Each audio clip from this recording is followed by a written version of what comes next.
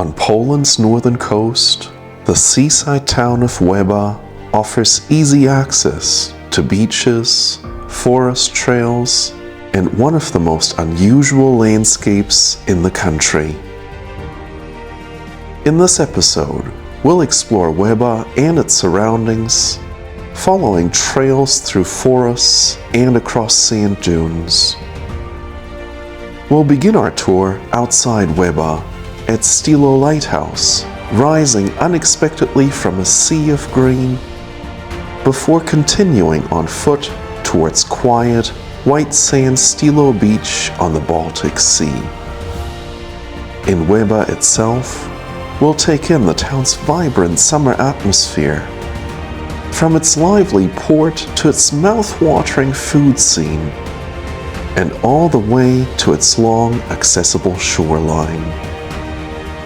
Finally, we'll head into Słowiński National Park, home to one of Europe's largest areas of shifting sand dunes, a rare landscape where wind slowly moves entire hills of sand across the land.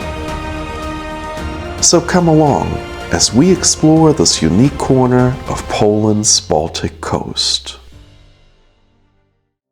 We started our tour a few kilometers east of Łeba, close to the village of Sasino, where we parked our car for a flat fee of 20 zloty.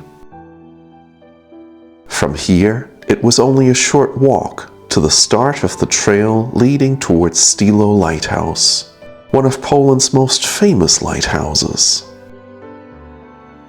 The walk towards the lighthouse led us through sand dunes and forest, where the air felt fresh and lightly scented with pine. After a relaxed walk of about 15 minutes, we reached the lighthouse, which stands just over 30 meters tall.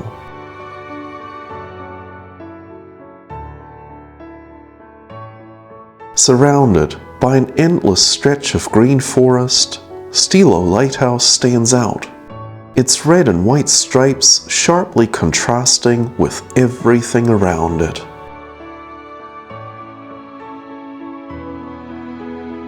Built in the early 20th century, the lighthouse sits about a kilometer inland from the coast. Rather than standing right by the water, it sits on a high sand dune. Together with its height, this elevated position allows the light to reach far out over the Baltic Sea. The lighthouse is open between May and September, with an entrance fee of 14 zloty per person. To reach the top, we climbed a narrow, winding staircase inside the lighthouse. The steps were tight, with barely enough space for one person at a time, so you constantly had to pause and give way. Stilo is only one of 2 lighthouses in Poland built from steel, with the welded structure clearly visible from the inside. The final stretch leads up a steep wooden staircase surrounded by walls painted in deep red.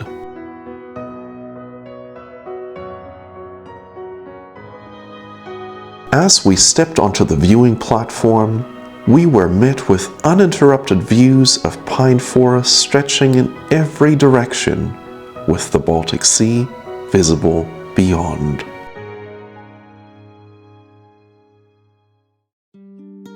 From the lighthouse, we decided to continue on towards Stilo Beach along a flat, well-formed trail through the pine forest.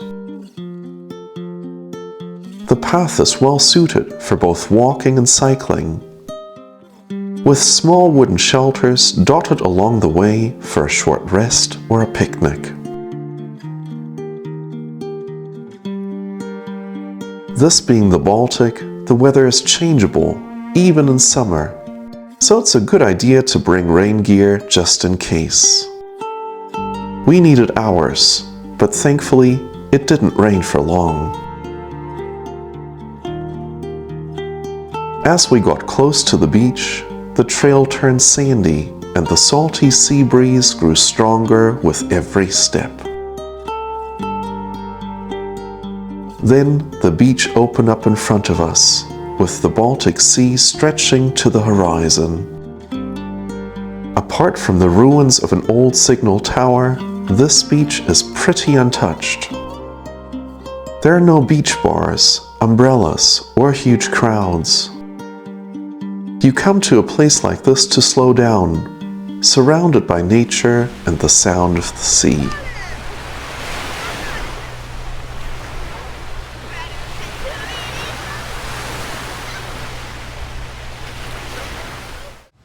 Then it was time to head back through the forest with the sound of the waves slowly fading behind us.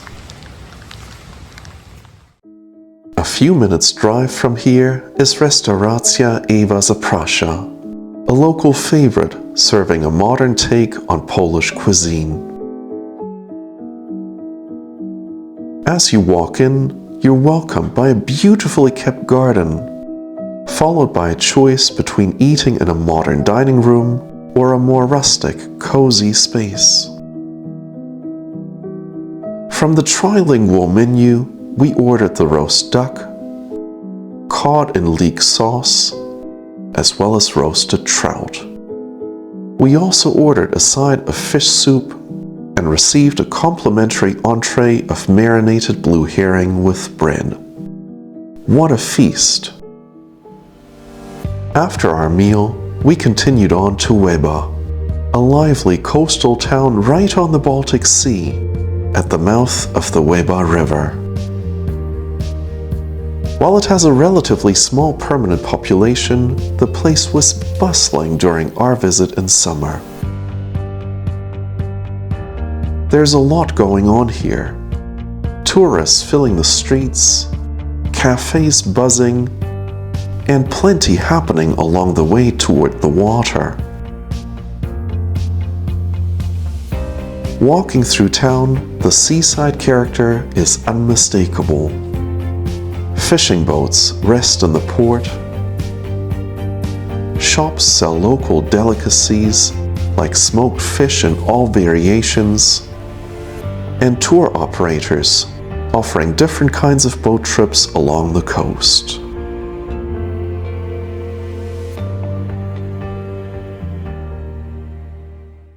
The days where Łeba was just a small fishing village are long gone. Today, it's a popular tourist destination with laid-back vibes, excellent food, and of course, it's also the gateway to Słowiński National Park with its wandering sand dunes. With so much happening around us, we decided to take a short break to slow things down. Right by the promenade, the small cafe Zakante Clary caught our eye, with its quaint setting and tempting display of cakes. We chose a lavender slice and a warm apricot crumble with ice cream, just what we needed to recharge.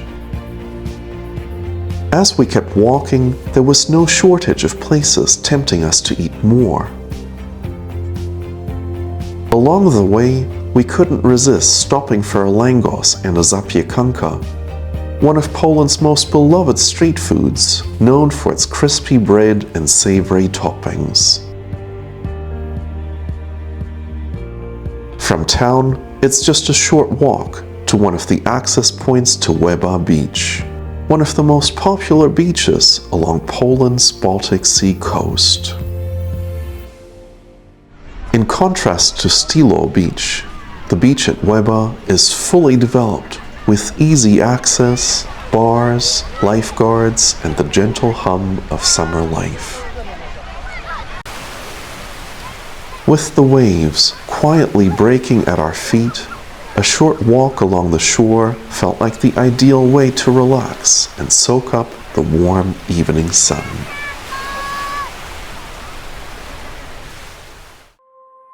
The next day started with stormy and rainy weather, so we had to delay until the late afternoon before we could continue our tour. This time to explore Słowiński National Park, just a short drive outside of Łeba. Near the entrance, you can park for a flat fee of 20 zloty per day. After the heavy downpour, the access road was partially flooded, so getting to the ticket booth wasn't entirely straightforward. To buy our entry tickets, which cost 10 zloty per person, we had to juggle across makeshift wooden boards to help us cross the massive puddles.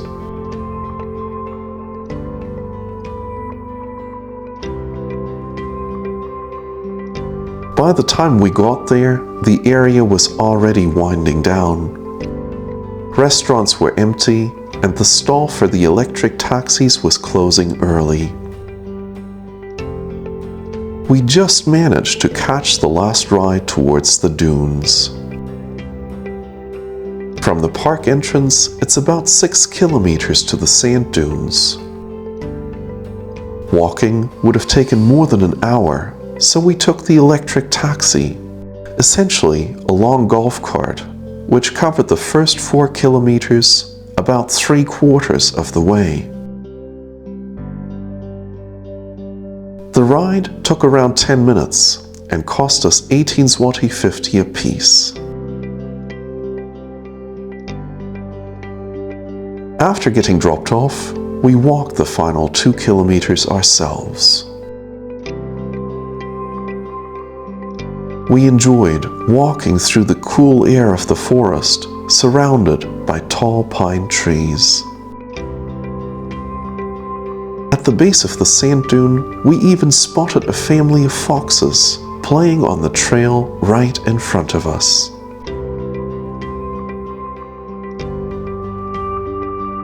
This is a unique ecosystem, home to numerous species of plants and animals, and recognized as a UNESCO Biosphere Reserve since 1977.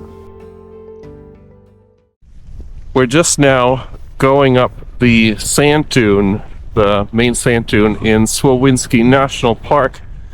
It's relatively hard going at the moment because a storm has just come through, dumped a lot of rain, and the wind is pretty ferocious, but it's amazing to see. The dune is huge. The earlier rain sort of worked in our favor. The wet sand packed down and gave us more grip as we walked uphill. Underneath all the sand once stood a village called Łączki, slowly abandoned in the 18th century as the dunes crept forward year by year. There are no ruins, no markers, just wind, sand, and the quiet reminder that this place literally erased a community. Today, every step up the dune is a step across a buried past. The higher we climbed, the stronger the wind became, and at the top, the vastness of the dunes opened up in front of us.